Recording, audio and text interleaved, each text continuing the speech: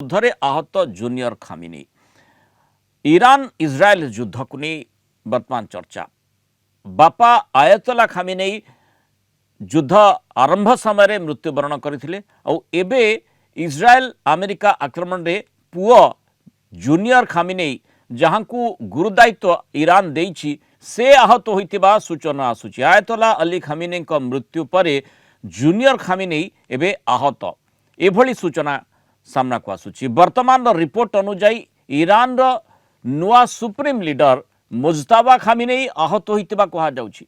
Iran state TV पक्षरु तांकु Ramzan युद्धर जानबाज बोली संबोधन करा जाय एभली सूचना दिया जायछि। इज्राएल और अमेरिका द्वारा होइतिबा सांप्रतिक विमान आक्रमण रे से आहत होइतिबा कहा जाउछि। जानबाज रो अर्थ होछि जणे आहत योद्धा वीर तांकु एई नारे संबोधन करी स्टेट टीवी सुचाइछि जे से चलीथिबा ई संघर्ष रे आहत होइछंती।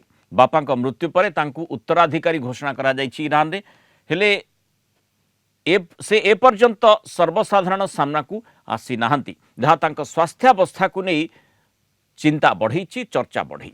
फेब्रुआरी 28 तारिख रे आयतोला अली खामिनी मृत्यु परे तांक पुओ मुज्तबा खामिनी देशर शासन भार ग्रहण करिसेंती। सुप्रीम लीडर हिसाब से तांकु ग्रहण करा जायछि। 1979 विप्लव पर ईरान रे प्रथम थर पई शासन क्षमता पितांक ठारू सीधा सड़ख पुओंक पाखकु जाइछि। मुज्तबा खामिनी एबे ईरान रो सेनाबाहिनी एवं सरकार रो मुखिया होइछंती।